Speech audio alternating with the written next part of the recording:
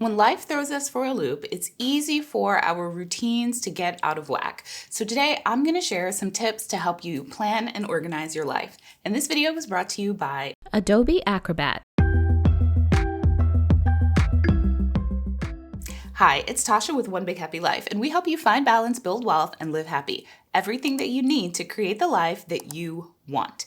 So I am a busy mom with a toddler and a kid in college, and I run my own business, which means that in order to get all of that stuff done, routines are everything. I've got to be organized. So today I wanted to share a few small, simple tips that you can start implementing in your life right now to have a more organized life, to have routines that really help your life run smoothly so that you can spend more time doing the things that matter to you and less time doing the things that don't. First off, you want to take time to actually stop and think about what your ideal week looks like. You want to plan your ideal week.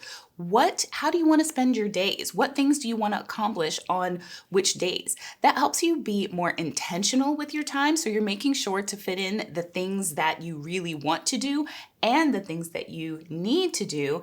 And it helps you be more efficient with your time. So if you say have errands to run, you can plan to run all of those errands at once instead of having to go out multiple times during the week to the same spots but different stores. So I've created a PDF packet for you with an ideal week planner and additional resources that go with the other tips that I'm going to be talking about in this video. So be sure to download that by clicking the link below, and that will guide you through planning out your ideal week. So as part of planning out your ideal week, you don't just want to think about work and chores. You want to make sure that you are planning for your own self-care. And self-care can be very different for different people. So you want to make sure you're thinking about, well, what does self-care look like for you? What kinds of things, activities do you enjoy doing? And also, what kinds of activities do you need to do for yourself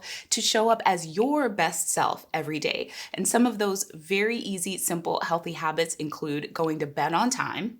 As a mom, I highly recommend waking up early every morning, waking up before the kids if you can, because then you're at your most energetic and you're giving yourself your best energy first thing in the morning. So then you have the capability, the capacity to be present for your family when they wake up. So as you're writing down your ideal week, plan out, well, what time are you going to wake up in the morning and what time are you going to go to bed? Because you want to make sure that you're getting enough sleep. Inside of the PDF guide, I included a self-care checklist and also a little worksheet to help you brainstorm ideas for different things that you can do to practice self-care for yourself based on your own preferences. So make sure that you're blocking out time for those things like exercise, maybe taking a walk, but also the things that you like to do for fun. So for me, it's video games and watching my favorite TV shows. I actually like to block out time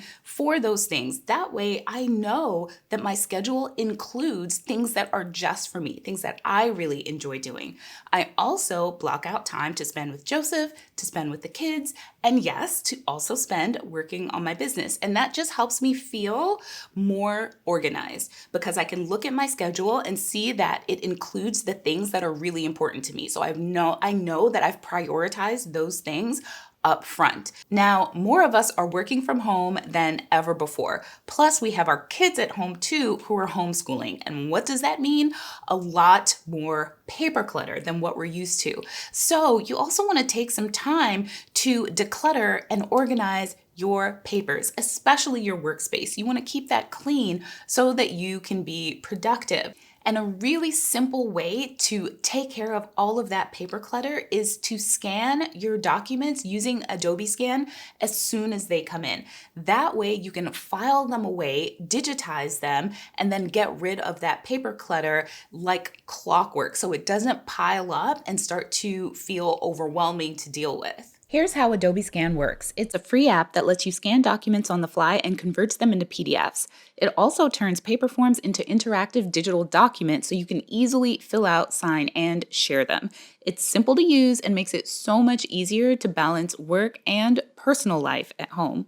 I know one thing that I found myself doing a lot was writing little notes on stickies, and they'd end up all over my desk. So what I've started doing is at the end of every day, I just pull out my Adobe Scan app, snap each one of those post-its, and then file them as a note in my Google Drive, which I absolutely love because then I can refer back to them whenever I want to, and my desk is clear at the end of the day. I also scan and digitize Reeves' schoolwork. So when we were still in school, we were virtually schooling, but Reeves had tasks that he had to accomplish every day, homework, paper stuff that he had to do. So what I would do is we would do the activity and then I would scan it and then upload it and email it to his teacher. So then we didn't have to keep the actual paperwork for very long.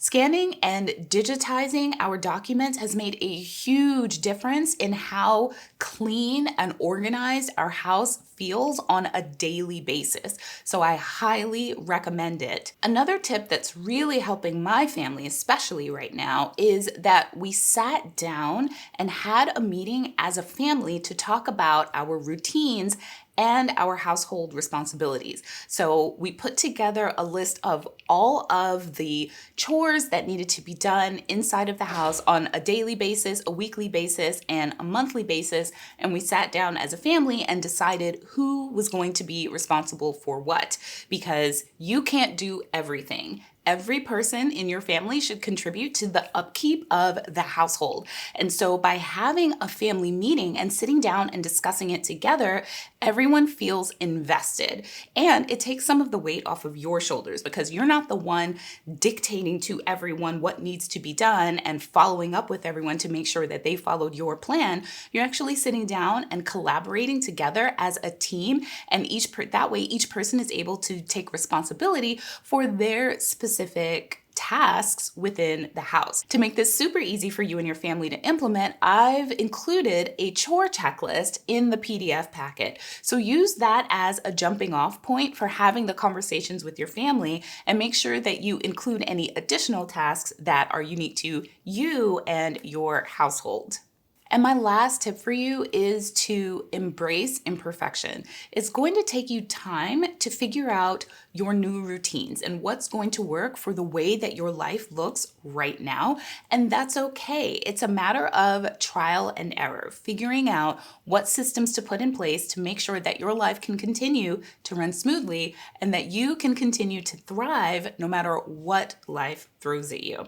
Thank you so much for watching this video, and be sure to download the PDF packet that I created using the link down below so that you can get started with these simple tips to organize your life. Thank you so much for watching, and I'll see you in the next video. Bye.